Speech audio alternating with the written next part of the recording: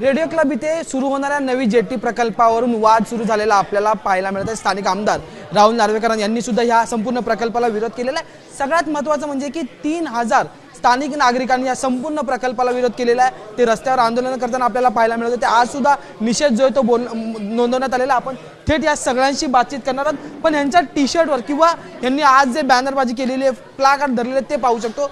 No jetty here save Colaba अशा प्रकारच्या भूमिका ज्या आहेत त्या थेट स्थानिकांकडून घेण्यात आलेल्या आहेत। काय नेमकं प्रकरण आहेत, काय स्थानिकांच्या मागण्या हे आपण थेट जाणून घेणार आहोत। मॅम तुमचं नाव सांगा आणि नेमका काय मुद्दा आहे तो। हिंदी में बोलूं?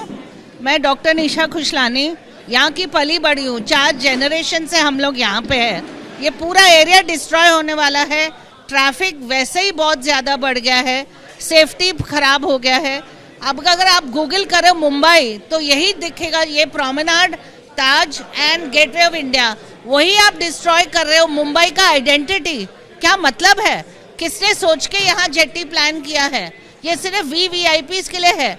आप प्रिंसेस डॉक में डालो। हाँ, we are not against shifting of change और progress, but progress at what cost? कि आप आम आदमी का लाइफ डिस्ट्रॉय कर रहे हो just for 4-5 VIPs of Alibag. That is not fair. We definitely protest against this jetty. I have never come for these public meetings. आज मैं clinic बंद करके आई हूँ। There is a very big reason.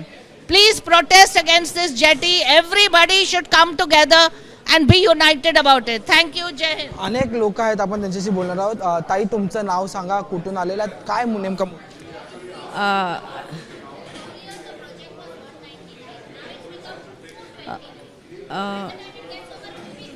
माझं नाव marina Rodrigues आहे आणि मी कुलाबामध्ये माझं लग्न होऊन मी इकडे आली आहे। माझं 27 वर्ष झाली इकडे कुलाबामध्ये राहते। आणि त्याच्या अगोदर फर्स्ट डेट माझ्या हस्बंडबरोबर माझं गेटवे ऑफ इंडियामध्ये वरती झालेला। आणि लहान असताना आमच्या वडिलांबरोबर आम्ही बोट बघायला येत होते इकडे। आता बघितले तर ओपन स्पेस जे आहे पूर्ण बंद करण्यात आली। ही जेटी कशाला इकडे आणली आहे? हे जेटीचा फायदा आम्हाला रहिवाशांना बिलकुल होणार नाही आहे। हे फायदा फक्त VVIPsला आहे। नितेश राणेजी, तुमच्याकडे विनंती करते, ही जेटी तुम्ही शिफ्ट करा इकडनं। आम्हाला रहिवाशांना त्रास देऊ नका। हा त्रास आम्हाला नाही, तुम्हाला पण नंतर होणारच आहे हा त्रास।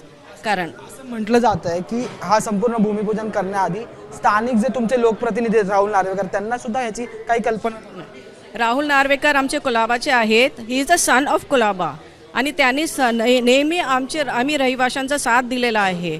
त्यांना सुद्धा हे माहिती नव्हतं की ही भूमिपूजन कधी झालं आहे आणि हे होणार आहे हे त्यांना सुद्धा नाही माहिती होतं। म्हणजे आम्ही रहिवाशांना सगळ्यांना अंधारात ठेवला होता आणि सडनली हे भूमिपूजन करून जेटीचं काम सुरुवात केली आहे। ही जेटी कोणालाही आम्हाला रहिवाशांना फायदा नाही। ओपन स्पेस आमचा जाणार आहे। आम्हाला संध्याकाळचं वॉक घ्यायला भेटणार नाही आहे। प्रॉमेनाड आम्हाला भेटणार आहे। ते भिंत जी आहे ते जी तुम्ही तोडणार आहोत ती भिंत एकदम नरम हे आहे काय, तो तोडलं तर पाणी जे आहे पूर्ण आमच्या कोलाबामध्ये येणार आहे। कोलाबामध्ये फ्लड्स कधी नाही आले आहेत पण आता येणार।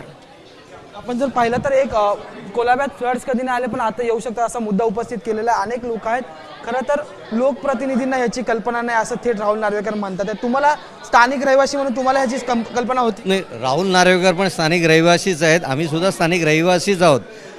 पण बघायला गेल्यावर तर खऱ्या अर्थानं हा कुलाबा आयलंड आहे, एक बेट आहे। ह्याच्या तिन्ही बाजूनी समुद्र आहे, जमीन वाढायला लिमिटेशन्स आहेत। एवढं करत असताना जेव्हा जेव्हा म्हणजे शासनाचं आक्रमण कुठल्या ना कुठल्या प्रकारे आमच्यावरती झालेलं आहे। जवळजवळ 2002च्या सालामध्ये नेव्हीने INS शिक्राच्या नावाने हेलिपॅडसाठी जवळजवळ एक 25 एकरची जमीन रेक्लेम केली आहे। आज मुंबई, आम्ही सागरी सीमा मंचाचं काम करतो, रेक्लेमेशन मुंबईत जवळजवळ आता 40 ते 45% वर झालं आहे।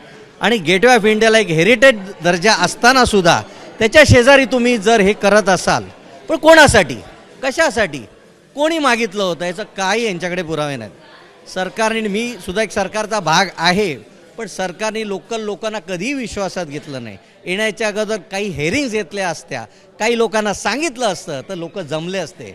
आज प्रत्येक माणूस आपलं मतलब वाईट वाटलं, त्या डॉक्टर तिथे पेशंट बसलेत त्यांचे, ते सोडून ते इथे आले। काय गरज आहे? तर माझ्याकडे जेटी नको। हा खरं म्हटलं तर लोकप्रतिनिधी आणि सामान्य इतर लोकांचाच विषय आहे, पण त्यांना ती भीती वाटते की इथे जर जेटी झाली अगोदरच आम्हाला रिगलपासून माझ्या घरापर्यंत ससून डॉकपर्यंत पोचायला रॉकी बरोबर मला 20 मिनटं लागतात. मी चालत पोचू शकतो म्हणून मी गाडीने पोचू शकत नाही. ही शोकांतिका आहे. मंत्रालयापासून एक 10 मिनटाच्या अंतरावर असलेला आमचा कुलाबा असा आहे. आणि सुंदर नगरी आमची कोळी लोकांची वसाहत आहे तिथे. त्या लोकांनीही वेळोवेळी विरोध केला आहे. त्यांचं 2006 पासून आम्ही याला विरोधच करतो आहे. मग स्टार क्रूज असो किंवा जेटी असो, याच्यासाठी आमचा विरोध कायम राहील आणि अंतिम क्षणापर्यंत राहील. याच्यासाठी आम्हाला उपोषण करावं लागलं, काही करावं लागलं तरी आम्ही इकडचे स्थानिक रहिवासी तयार राहणार आहेत. खरं तर मुंबईचे रस्ते खोदलेले आहेत, वाहतूक कोंडीचा मुद्दा त्यांनी उपस्थित केलेला आहे. आता समुद्र खोदला जातो असं तुम्हाला वाटतं? आमचं एकच मागणी आहे, नो जेट्टी इन कुलाबा. तुम्ही ते 3 इडियट मूवी बघितलं आहे, कसं ते तीन जण कसे एमर्जन्सी हॉस्पिटलमध्ये घेतात, ते आम्ही इथं केलं आहे आम्ही 2 व्हीलरमध्ये. सो आम्हाला इथे ऑलरेडी प्रॉब्लेम आहे ट्रॅफिकचा, पोल्युशनचा.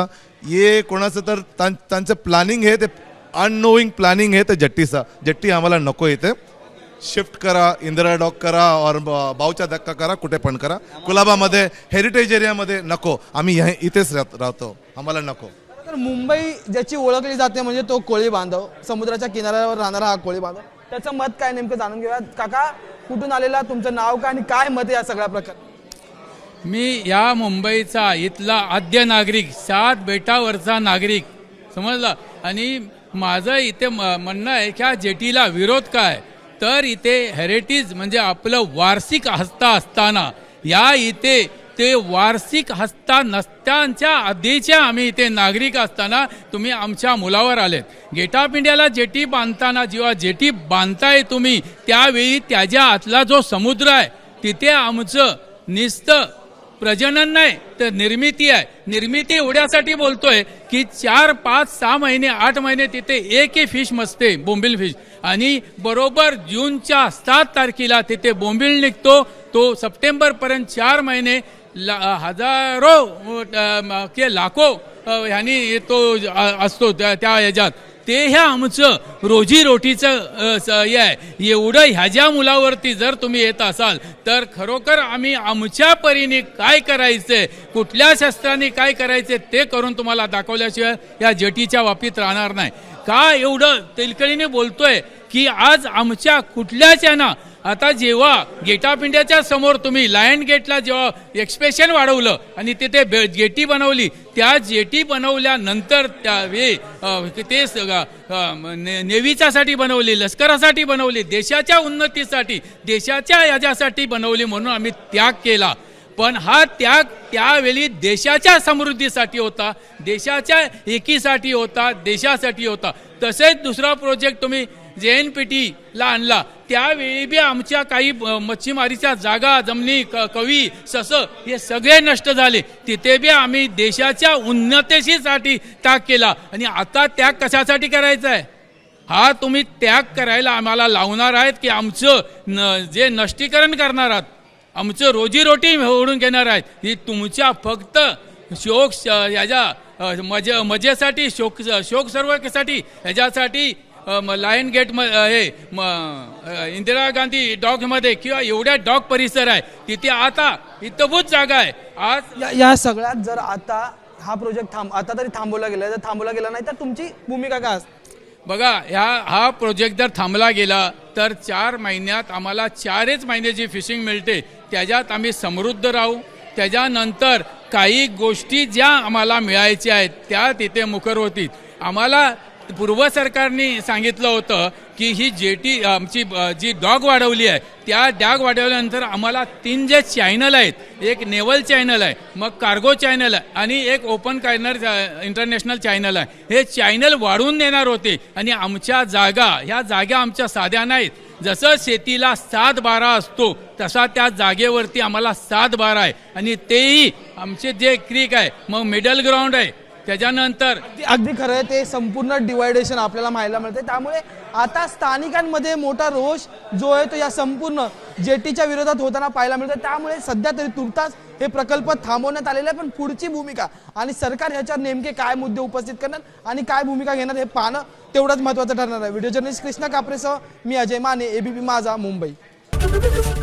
ABP माझा, उघडा डोळे बघा नीट.